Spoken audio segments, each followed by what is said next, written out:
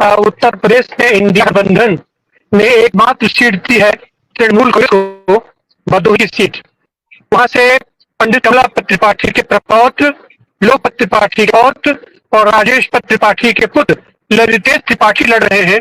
और यहाँ आज उनके कार्यालय का उद्घाटन था। अभूतपूर्व उत्साह यहाँ देखने को मिल रहा है। यहाँ सारी गठबंधन की पार्टियां, चाहे आम आदमी पार्टी हो, चाहे समाजवादी पार्टी हो, चाहे कांग्रेस पार्टी हो, सबके लोग कार्यकर्ताओं में अभूतपूर्व उत्साह देखने को मिल रहा है, क्योंकि एक लंबे अरसे के बाद पंडित लोकपत त्रिपाठी की विरासत लेकर के उनके परिवार का कोई सदस्य, जो कि इसके पहले वो विधायक भी रह चुका है, ललितेश यहाँ मैदान में है। यही हालत खास करके पूर्वांचल में अगर हम उठा कर देखें तो ऐसे पिछली बार जो हवा की मोदी की लहर चल रही थी, वो चीजें आज की तारीख में दिखाई नहीं पड़ रही हैं। क्योंकि हम तो अपने आसपास देख रहे हैं, चंदौली की सीट पर समाजवादी की अभूतपूर्व तरीके से वहां भी कार्यकर्ताओं में उत्साह है और उनके पुराने प्रत्याशी भाजपा के उनकी बुरी हालत है। गाजीपुर की स्थिति है कि गाजीपुर में मुख्तार अंसारी के बड़े भाई ऑलरेडी जो पिछली बार भी सांसद थे, बसपा सांसद थे, इस बार वहां करेंगे। ये स्थिति बलिया की है, स्थिति घोषी की है, ये स्थिति पूर्वांचल की जितने भी सीटें हम देख रहे हैं उसमें से कहीं से भी भारतीय जनता पार्टी लड़ती हुई आज की तारीख में नहीं दिखाई पड़ रही है। जो सबसे मजबूत सीट है उनकी बनारस की, अपना जहां से मोदी जी आते हैं, यहाँ पर भी उनकी हालत पतली है। हालांकि ये सीट दे दी गई है कांग्रेस को, कांग्रेस की जिम्मे है। और यहाँ से कांग्रेस के प्रदेश अध्यक्ष अजय राजे प्रत्याशी है और अजय राजे की जिम्मे पूरा प्रदेश भी है, लेकिन यहाँ पर लड़ रहे हैं।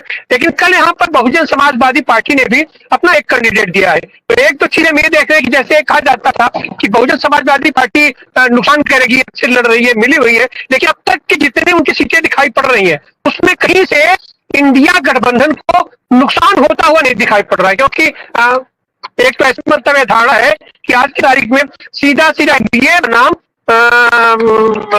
इंडिया की लड़ाई हो गई है। और खास करके जब से भारतीय जनता पार्टी का घोषणा पत्र कहिए या उनका जुमला पत्र कहिए या उनका जो भी पत्र आप कह दीजिए, जो इनका आया है वो निश्चित रूप से एकदम मजाक का पात्र बन गया है। और इसलिए भी लोग उसको मजाक का पात्र बना लिए थे पहले ही चुनाव में, 2024 के ही जो 2014 के चुनाव में वो उसको जुमला अपना इन्होंने करार कर दिया है। और वहीं पर इंडिया गठबंधन के दलों के जो भी चुनावी घोषणा पत्र है उस पर जनता का अटूट विश्वास दिखाई पड़ रहा है। चाहे वो किसानों का मुद्दा हो, चाहे नारी सुरक्षा का मुद्दा हो, चाहे शिक्षा का मुद्दा हो या कृषि अर्थव्यवस्था का मुद्दा हो, जो भी व्यवस्था हो, तो समाज के हर तबके से एक पॉजिटिव रिस्पांस दिखाई रहा है, देखने को मिल रहा है।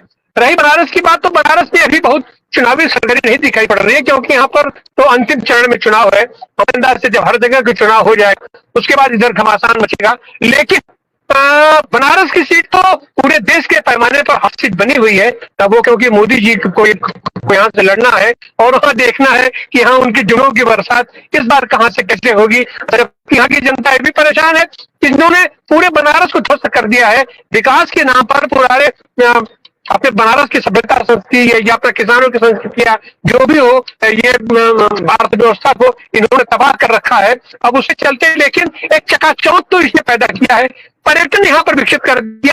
देश भर से, दुनिया भर से आके पर्यटक यहाँ तमाम गंदगी कर रहे हैं, तमाम गंदगी फैला रहे हैं। जो हमारी धार्मिक नगरी थी, सांस्कृतिक नगरी थी, आज उसका स्वरूप एकदम बदल चुका है। तो इस तरीके से देखेंगे कि खासकर के चुनावी संदर्भ में और यहाँ ये अपना पूर्वांचल में एक समुदाय विशेषतः हम कहें कि मुस्लिम लोगों की कितना तादाद ज्यादा रहती है, तो मुख्तार की जो हत्या की गई है उसका व्यापक असंतोष अंदर है, लेकिन बाहर फूट के दिखाई नहीं पड़ रहा है। ऐसी बात उसका भी असर होगा। और अभी अभी जो देश के पैमाने पर अब तक तो गाजा में मतलब इजराइल का हस्तक्षेप हो रहा था, इजराइल हमला हो रहा था, लेकिन इजराइल पर जिस तरीके से कल ईरान ने हमला किया है, तो वह अपने आप में बनारस से भी लोग चिंता व्यक्त कर रहे हैं। और पूरा पूर्वांचल उसके प्रति चिंतित है। और हमारा देश चूंकि भारत का भी इस समय अपना इजराइल इनका घनिष्ठ मित्र है। इतना सब होने के बावजूद तो यहाँ का कोई जो न पेट्रोल सस्ता हुआ और एक यहाँ पर मूल्य वृद्धि पर उसका व्यापक असर रहा।